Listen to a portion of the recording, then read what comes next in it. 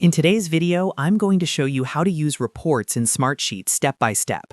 Reports are one of the most powerful features inside Smartsheet because they allow you to pull information from multiple sheets into one centralized view. Instead of jumping between different sheets to track updates, tasks, or summaries, you can create a dynamic report that automatically updates in real time. If you're managing projects, teams, or dashboards, this is a feature you definitely want to master. Make sure to watch until the end so you understand the difference between row reports and sheet summary reports.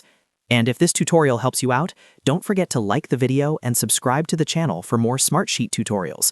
Now, let's get started. First, open your browser and go to smartsheet.com. Log into your account so you can access your workspace.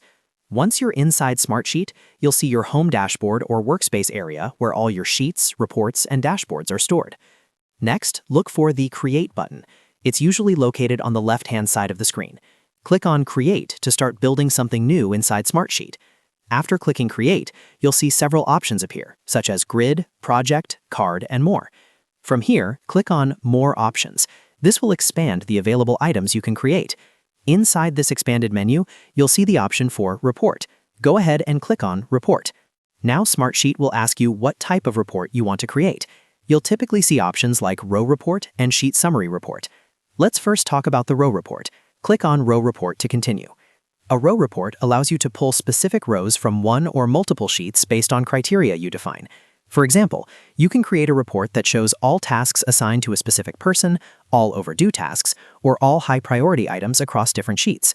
Once you click Row Report, you'll be prompted to select the sheets you want to pull data from. Choose the relevant sheets, then click OK. After selecting your sheets, you can define your filters. Filters let you control exactly what information appears in the report.